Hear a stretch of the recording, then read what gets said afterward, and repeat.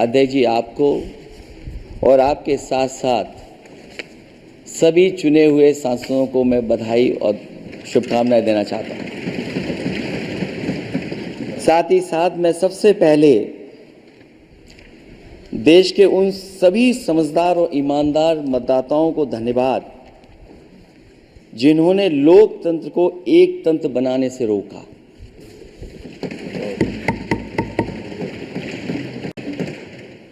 चुनाव के समय पर अध्यक्ष जी ऐसा कहा गया कि 400 पार। मैं समझदार जनता को फिर एक बार धन्यवाद दूंगा और मैं कुछ कहना चाहता हूं कि आवाम ने तोड़ दिया हुकूमत का गुरूर, दरबार तो लगा है पड़ा गमगीन में बेनूर है पर। अध्यक्ष महोदय, दरबार तो लगा है पर बड़ा गमगीन बेनूर है और पहली बार ऐसा लग रहा है हारी हुई सरकार विराजमान है। जनता कह रही है चलने वाली नहीं सरकार। अध्यक्ष महोदय, जनता कह रही है चलने वाली नहीं, ये गिरने वाली सरकार है। और क्योंकि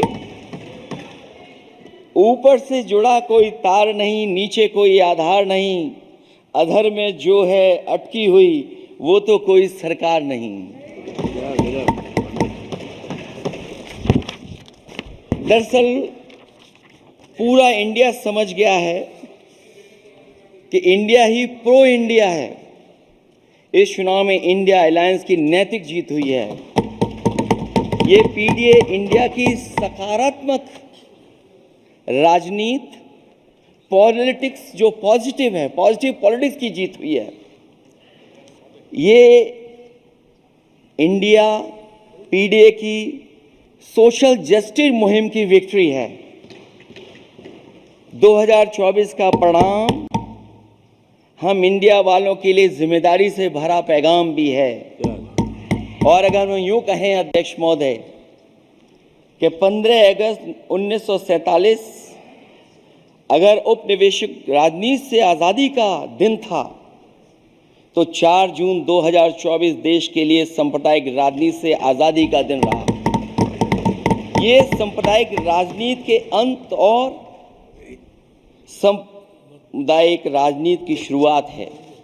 जहां सांप्रदायिक राजनीति का अंत हुआ है वहीं सामुदायिक राजनीति की शुरुआत हुई है। सबसे अच्छी बात हुई ये है कि इस चुनाव में सांप्रदायिक राजनीति की हमेशा के लिए हार हो गई है।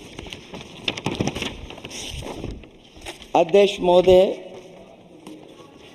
कहने को सरकार ये कहती है कि ये 5th लार्जेस्ट इकोनॉमी बन गई है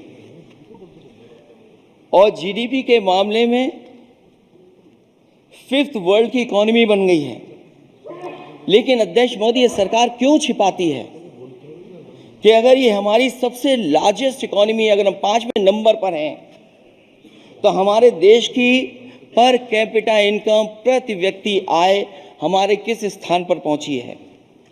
और हम लोगों ने तो अध्यक्ष महोदय देखा है कि अगर दिल्ली की सरकार ने कहा होगा कि $5 ट्रिलियन की इकोनॉमी बनेगी, तो जहां से प्रधानमंत्री जी चुन करके आते हैं वहाँ का प्रदेश के सरकार भी कह रहे कि हम $1 ट्रिलियन इकोनॉमी बना लेंगे। देश की इकोनॉमी कहाँ पहुँच गई, पर कैपिटा इनकम क्या है। लेकिन अगर उत्तर प्रदेश की इकोनॉमी को अगर $1 ट्रिलियन की इकोनॉमी बनना है तो कम से कम 35% की ग्रोथ चाहिए। मुझे नहीं लगता है कि 35% की ग्रोथ उत्तर प्रदेश पा पाएगा। हम हंगर इंडेक्स में कहाँ खड़े हैं, नीचे से कहाँ हैं। जो 5th लार्जेस्ट इकोनॉमी की बात कर रहे हैं वो इनइक्वालिटी के पैरामीटर पे कहाँ खड़े हैं, वो हैप्पीनेस इंडेक्स में कहाँ खड़े हैं। और जो लोग चुनाव को अपने तरीके से मोड़ते हैं, मैं उन्हें कहना चाहता हूं कि अध्यक्ष महोदय, इस चुनाव के परिणाम ने तोड़ने वाली राजनीति को तोड़ दिया है और जोड़ने वाली राजनीति की जीत हुई है। इस चुनाव में धन छल बल की नकारात्मक राजनीति की शिकस्त हुई है। ये चुनाव जो देश का हुआ, ये सकारात्मक राजनीति का नया दौर शुरू हुआ है। इस बार प्रो कॉन्स्टिट्यूशन वालों की जीत हुई है। हम मानते हैं संविधान ही संजीवनी है, उसी की जीत हुई है। ये संविधान मंथन में संविधान रक्षकों की जीत हुई है। अब ऊपर से नीचे की राजनीति का अंत हो गया है। अब नीचे से जो समाज की जो आवाज उठेगी वही राजनीति का आधार बनेगी। मैं कहना चाहता हूं कि देश किसी की व्यक्तिगत महत्वाकांक्षा से नहीं, जन आकांक्षा से चलेगा। मतलब अब मनमर्जी नहीं, जनमर्जी चलेगी। इस चुनाव का बड़ा पैगाम यही है।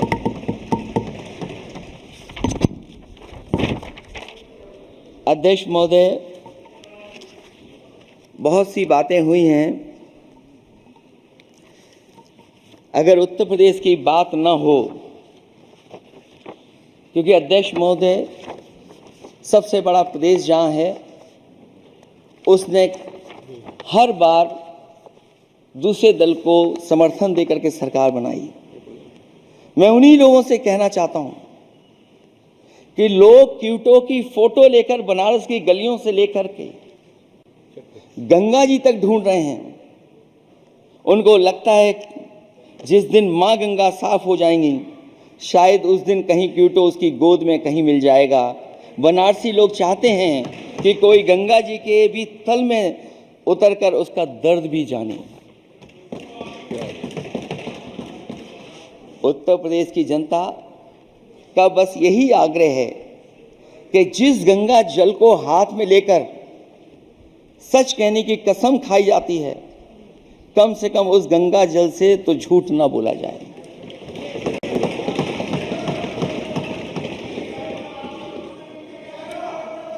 जहां विकास के नाम पर खरबों रुपए की लूट का राज खोलते भ्रष्टाचार के गड्ढे प्रदेश का नाम खराब कर रहे हैं, वहीं पहली बारिश में ही टपकती हुई छत और गिर चुकी स्टेशन की दीवार बेईमानी की निशानी बन गई है। अध्यक्ष महोदय, विकास का ढिढोरा पीटने वाले इस विनाश की जिम्मेदारी कब लेंगे? और रही सच्चे विकास की बात, तो हमने जो सड़क बनाई उस पर हवाई जहाज उतरे थे और उत्तर प्रदेश की मुख्य नगरी में सड़कों पर नाव उतरी हैं और अभी बारिश और हो जाएगी तो नाव से भी चलना पड़ेगा। यही स्मार्ट सिटी के जुमले का भी हाल है। न तो जाम से छुटकारा मिला, न बुनियादी सुविधाओं से कोई निजात मिली, न कोई बुनियादी सुविधाएं मिल पाई हैं। मुझे याद है अध्यक्ष महोदय, देश के प्रधान सांसद जी ने अनाथ पशुओं के बारे में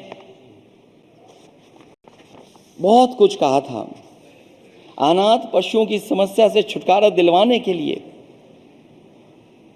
का वादा किया हुआ, लेकिन कई चुनाव बीत गए हैं, अभी तक गन्ने का भुगतान 2 हफ्ते का वचन जो दिया था, कहां दिया था? अब तो वचन देने वाले को भी याद नहीं है। हर बात को जुमला बना देने वाले लोगों के ऊपर से जनता का भरोसा उठ गया है। इसीलिए बहुमत की सरकार नहीं है, ये सहयोग से चलने वाली सरकार है। डबल इंजन के नाम पर उत्तर प्रदेश को टकराहट के सिवा कुछ हासिल नहीं हुआ है। उत्तर प्रदेश में प्रभुत्व की लड़ाई 2 लोगों को आपस में लड़ा रही है, लेकिन उसकी मार जनता को सता रही है। पिछले 10 सालों की उपलब्धि बस इतनी रही कि एक शिक्षा परीक्षा माफिया का जन्म हुआ। अध्यक्ष महोदय, जिस समय चुनाव में थे और उत्तर प्रदेश में वो हालात देखे हैं कि नौजवान जब भी तैयारी कर करके जाता था और परीक्षा दे करके लौटता था तो उसको पता लगता था कि पेपर लीक हो गया। और उत्तर प्रदेश में केवल एक पेपर लीक नहीं हुआ है, जितनी भी परीक्षाएं हुई हैं सब पेपर लीक हुए हैं, केवल उत्तर प्रदेश ही नहीं। मैं माननीय सांसद की तरफ से सुन रहा था, कई ऐसे प्रदेश हैं जहां पर परीक्षाएं देने तो बच्चे गए, लेकिन वहां भी पेपर लीक हो गया। और अभी जब 4 जून को रिजल्ट आया, उसके बाद जो बात उठी है, देश की सबसे प्रेस्टिजियस परीक्षा, उसका भी पेपर लीक हो गया। और आखिरकार ये पेपर लीक हो क्यों रहा है? सच्चाई तो ये है कि ये सरकार पेपर लीक इसलिए करा रही है कि सरकार नौकरी नहीं देना चाहती, रोजगार नहीं देना चाहती, उन नौजवानों का भविष्य नहीं बनने देना चाहती। पिछले 10 सालों की उपलब्धि बस इतनी रही है कि एक शिक्षा परीक्षा माफिया का जन्म हुआ है, जिसने तथाकथित अमृत काल में युवाओं के भविष्य की आशाओं को ही जहर दे दिया है। जो सरकार उम्मीद को मार दे, वह न तो वर्तमान को सुधार सकती है, न भविष्य को संभाल सकती है। सरकार आशा का प्रतीक होनी चाहिए, निराशा का नहीं। जनता चाहती कि हर समस्या के लिए बीते कल को जिम्मेदार ठहराने के बहाने को सरकार छोड़े और आने वाले कल की बात करे। अगले 1000 साल के झूठे सपने दिखाने वाले अगले महीने होने वाली परीक्षाओं के लीक न होने की गारंटी कब लेंगे? जनता अब न तो किसी बहकावे में आएगी और न किसी के बहलावे फुसलावे में आएगी।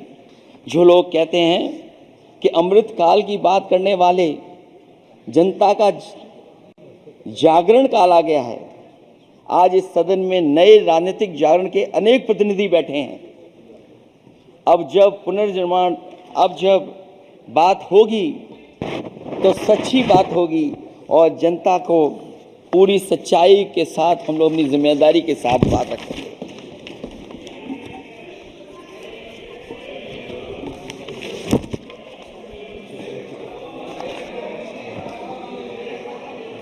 अध्यक्ष महोदय,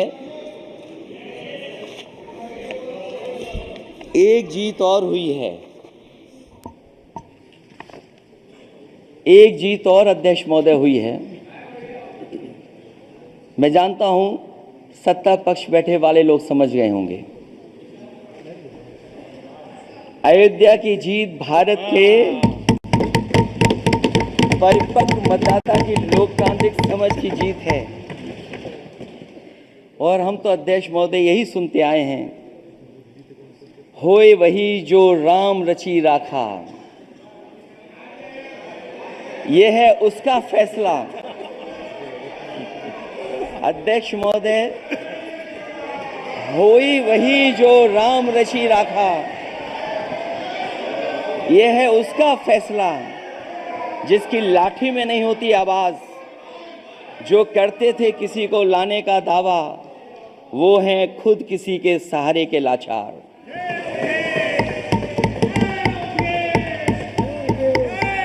अध्यक्ष महोदय, मैं फिर कह देना चाहता हूं, होए वही जो राम रची राखा, यह है उसका फैसला जिसकी लाठी में नहीं होती आवाज।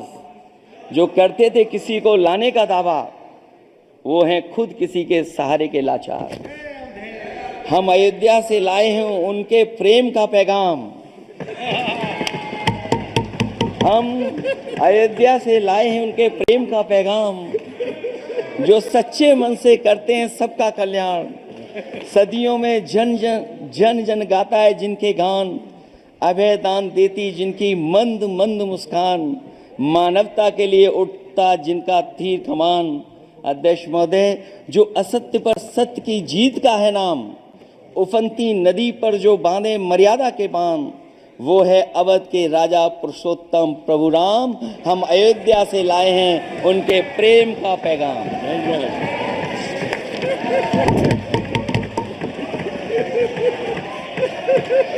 अध्यक्ष महोदय,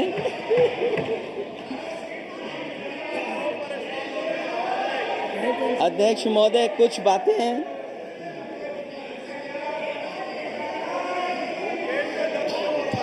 अध्यक्ष महोदय, कुछ बातें समय और काल से परे होती हैं।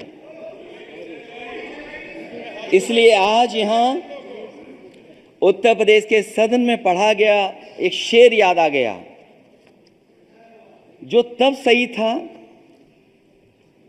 अब और सही साबित हो रहा है।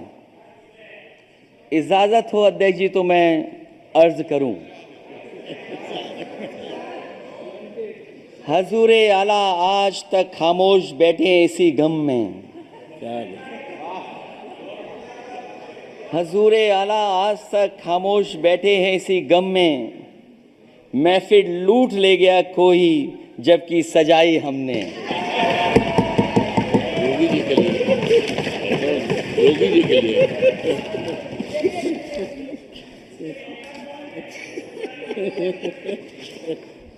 अध्यक्ष महोदय,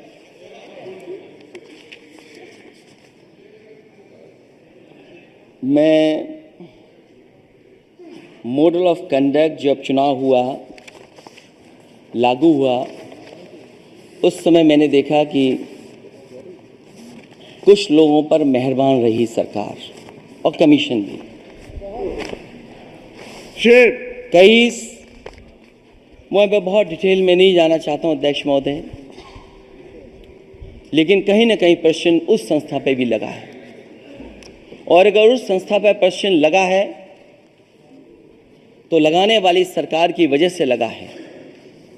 इसलिए अगर निष्पक्ष होगी वो संस्था तो न केवल हमारा लोकतंत्र स्वस्थ होगा, बल्कि हमारे लोकतंत्र और मजबूत दुनिया में दिखाई देगा। अध्यक्ष महोदय, ईवीएम पे मुझे कल भी भरोसा नहीं था, आज भी नहीं भरोसा। मैं 80 के 80 सीट जीत जाऊं तब भी नहीं भरोसा। और मैंने अपने चुनाव में कहा था अध्यक्ष महोदय कि ईवीएम से जीत करके ईवीएम हटाने का काम करेंगे। न ईवीएम का मुद्दा मरा है, न जाएगा खत्म। जब तक ईवीएम नहीं हटेगी हम समाजवादी लोग उस बात पर अड़ग रहेंगे। उत्तर प्रदेश अध्यक्ष महोदय वो प्रदेश है जिसने सरकार बीजेपी की बनवाई, एक बार नहीं 2 बार बनवाई, और उसी उत्तर प्रदेश के साथ कितना बड़ा भेदभाव, उत्तर प्रदेश के साथ बड़ा भेदभाव। मुझे याद है वो दिन जब प्रधानमंत्री जी एयरफोर्स के सबसे भारी वाहन हवाई जहाज से उतरे थे सड़क पर। वो अलग बात है कि उस प्रदेश के मुख्यमंत्री उनके साथ नहीं बैठ पाए थे, लेकिन वो एक्सप्रेस वे जो बना था और आज भी जो उत्तर प्रदेश में बन रहे हैं वो उत्तर प्रदेश के बजट से बन रहे हैं। लेकिन दिल्ली की तरफ से कोई एक्सप्रेस वे अभी नहीं दिया गया है। न केवल इंफ्रास्ट्रक्चर में भेदभाव हुआ है, बल्कि हमें याद है कि प्रधानमंत्री जी ने बड़े पैमाने पे गांव गोद लिए थे। और सोचिए, अगर देश के प्रधान सांसद अगर किसी गांव को गोद ले लें और उस गांव की तस्वीर न बदले, तो शायद मैं नहीं समझता हूं कि किसी गांव की तस्वीर 10 साल में बदली होगी। किया गया था गांव, वो 5 वर्ष पहले खूब शोर हुआ था कि बनारस शहर की तरह डोमरी में चमचमाने लगेगा एक गांव। हकीकत में कुछ नहीं हुआ। उसकी दुर्दशा वैसी की वैसी है, जैसे था गांव वैसे ही का वैसा है। टूटी सड़कें, कच्ची पगडंडियां, उखड़े और टूटे हुए ईंट के खंजे, बदहाल हैंडपंप, पावरलूम और पंखे के जाली के कारखाने को आखिर कब तक रफ्तार मिलेगी जो उस गांव में काम होता था, लोग करते थे। खाली पड़े रसोई गैस के सिलेंडर, अंधाधुंध बिजली कटौती के बीच इस गांव के लोगों को हर सुबह मजदूरी की कभी ना खत्म होने वाली तलाश आखिर कब पूरी होगी। तो सोचिए, एक गांव की तस्वीर ये है। जो गांव कभी गोद लिया गया था उस गांव की भी तस्वीर नहीं सुधर पाई है। जो भाजपा के स्मार्ट सिटी के झूठे सपने में गांव के लिए कोई जगह नहीं है। अपने गांव गोद लेने की जो बात कही थी, क्या वो भी जुमला था अध्यक्ष जी? पता नहीं जिस गांव को गोद लिया था उसका नाम भी किसी को याद है कि नहीं। मैं नाम पूछ करके किसी को शर्मिंदा नहीं करूंगा, क्योंकि अगर नाम याद है तो ये तो और भी बुरी बात है कि अपने नाम याद रखने के बावजूद भी कुछ नहीं किया। जिसे गोद लिया जाता है उसे अनाथ बनाकर छोड़ देना अच्छी बात नहीं है। और अगर तस्वीर अध्यक्ष महोदय बदली हो 10 साल में उन तमाम गोद लिए हुए गांवों की, तो मैं सत्ता पक्ष के लोगों से कहूंगा जरूर इस सदन में बात रखें, जरूर बताएं आप। जो बात कभी अध्यक्ष महोदय कास्ट सेंसस की उठी थी, हम उस कास्ट सेंसस के पक्ष में हैं कि बिना कास्ट सेंसस के सामाजिक न्याय संभव नहीं है, सबको हक दिला पाना मुश्किल है। अध्यक्ष महोदय, राष्ट्रपति जी के अभिभाषण में अग्निवीर को लेकर के जो चिंता विपक्ष की थी और देश के नौजवानों की थी, वो चिंता वैसी की वैसी बनी है। अध्यक्ष महोदय, मैं ये कहना चाहता हूँ, मैं खुद मिलिट्री स्कूल से पढ़ा हूँ, मेरे साथ के बहुत बड़े पैमाने पे लोग फौज में, मैंने समय समय पे जो मेरे साथ पढ़े जो सीनियर थे उनसे भी जानकारी हासिल की है, बड़े बड़े अफसर से मैंने पूछा है, वो शायद आपको न बता पाएं, लेकिन दबी जुबान में उन्होंने कहा है कि देश की सुरक्षा के साथ अग्निवीर जैसी व्यवस्था लागू करने से समझौता हो रहा है। अध्यक्ष महोदय, किसी भी देश की सबसे बड़ी प्राथमिकता अगर कोई है तो वो देश की सीमाओं की सुरक्षा है। अग्निवीर जैसी व्यवस्था से कभी संभव नहीं है। अध्यक्ष महोदय, हम अग्निवीर व्यवस्था को कभी स्वीकार नहीं कर सकते हैं। आज नहीं कल, कल नहीं बाद में, जब कभी भी सत्ता में इंडिया गठबंधन आएगा, अग्निवीर व्यवस्था हमेशा हमेशा के लिए खत्म हो जाएगी। अध्यक्ष महोदय, जिन्होंने कहा कि हम आय किसानों की दोगुनी कर देंगे, आज किसान पूरा देश का देख रहा है कि उसकी आय कहां दोगुनी हो गई। और जिस तरह महंगाई बढ़ी है, सरकार बताए कि महंगाई इस बढ़ने पे उसकी आय कितनी होनी चाहिए। और जो इंफ्रास्ट्रक्चर की बड़ी बड़ी बातें की गई थी कि एमएसपी लागू करने के लिए एग्रीकल्चर सेक्टर का इंफ्रास्ट्रक्चर तैयार होगा, लेकिन जहां तक मैंने उत्तर प्रदेश में देखा है, अगर इस सरकार में एक भी नई मंडी बनी हो तो मुझे सरकार बता दे। अध्यक्ष महोदय, जो इंफ्रास्ट्रक्चर एग्रीकल्चर सेक्टर में बनाने की बड़ी बात कही थी, अगर सरकार की तरफ से एक भी मंडी 10 साल में बनी हो तो जरूर सरकार बताए। जो सरकार मंडी नहीं बना सकती है उस पर एमएसपी का भरोसा कैसे कर सकते हैं, जिन्होंने एमएसपी का भरोसा दिलाया था। हम अध्यक्ष महोदय आपके माध्यम से यही कहेंगे कि जो राष्ट्रपति के अभिभाषण में लीगल गारंटी एमएसपी को मिलनी चाहिए थी, वो क्रॉप्स को नहीं मिली है। न केवल फसलों को मिले बल्कि हॉर्टिकल्चर क्रॉप्स को भी एमएसपी देने का फैसला हो, जिससे कि हमारा किसान खुशहाल हो सके। साथ ही साथ ओपीएस की बात अभिभाषण में नहीं आई है। ओल्ड पेंशन स्कीम लागू हो, जिससे हमारे तमाम सरकारी कर्मचारियों का भविष्य बन सके। और देश की एक बड़ी आबादी, जहाँ से मैं चुन करके आता हूँ, उत्तर प्रदेश, जहाँ बुनकर, न केवल उत्तर प्रदेश बल्कि देश के कोने कोने में बुनकर समाज के लोग बड़े पैमाने पर रह रहे हैं, लेकिन बुनकरों को जो सुविधाएं मिलनी चाहिए वो भी इस सरकार में नहीं मिल पा रही हैं। जो प्रदेश सरकारों ने कभी बुनकरों के लिए योजनाएं चलाई थीं, वो भी अध्यक्ष महोदय बंद कर दी हैं। मैं अंत में इतना ही कहना चाहूँगा कि इस सरकार ने नौजवानों को नौकरी नहीं दी है, नौकरी और रोजगार उनसे छीने हैं, बहुत नौकरी छीनी है। इसलिए मैं कहना चाहता हूं अध्यक्ष जी, इसलिए मैं कहूँगा कि आपके राज में न नौकरी की उम्मीद है न रोजगार, क्योंकि आपने छोटे कारोबारी तक को इतना छोटा बना दिया है कि न तो वो अपना पेट भर सकता है, न किसी को नौकरी पर रख सकता है। जो कुछ पद निकलते भी हैं तो उन पर लेटरल एंट्री के नाम से पिछले दरवाजे से कुछ खास संगी साथियों को रख लिया जाता है। आरक्षण का हक नॉट फाउंड सुटेबल के नाम पर हड़पा जा रहा है। और अध्यक्ष महोदय, आरक्षण के साथ इतनी खिलवाड़ किसी सरकार ने नहीं की होगी जितनी खिलवाड़ इस सरकार ने की है। जहां सरकारी नौकरियां नहीं दी जा रही हैं, और सरकारी नौकरियां इसलिए नहीं दी जा रही हैं क्योंकि उन्हें आरक्षण देना पड़ेगा। जिस प्रदेश से मैं आता हूं वहां सबसे बड़े पैमाने पे नौजवान बेरोजगार है, और पिछले 10 साल में जो पेपर उन्होंने लीक कराए हैं वो इसीलिए कराए हैं क्योंकि नौकरी ना देनी पड़े, और अगर नौकरी देनी पड़ेगी तो उन्हें आरक्षण भी देना पड़ेगा। ये जानबूझ करके सरकार नौकरी और आरक्षण के साथ खिलवाड़ कर रही है।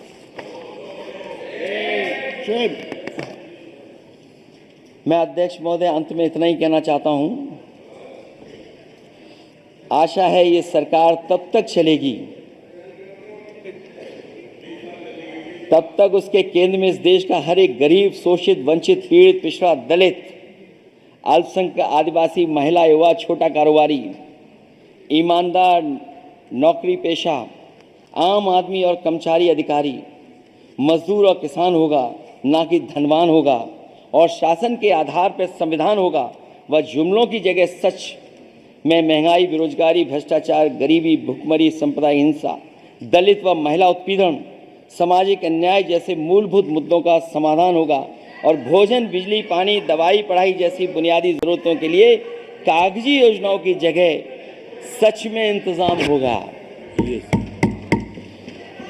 मैं एक बार फिर उत्तर प्रदेश की समझदार जनता द्वारा सबसे बड़ी पार्टी चुने जाने के साथ साथ इंडिया गठबंधन समाजवादी पार्टी और कांग्रेस को सबसे ज़्यादा सीटें जिताई, उसके लिए मैं उत्तर प्रदेश की जनता का बहुत बहुत धन्यवाद और आभार भी प्रकट करूँगा। मुझे उम्मीद है कि अगली बार जब राष्ट्रपति जी का भाषण हो वो सरकारी भाषण ना हो, सच्चाई के साथ सरकार अपनी बातें रखें। इन्हीं शब्दों के साथ अध्यक्ष महोदय मैं आपका बहुत बहुत धन्यवाद देता हूँ।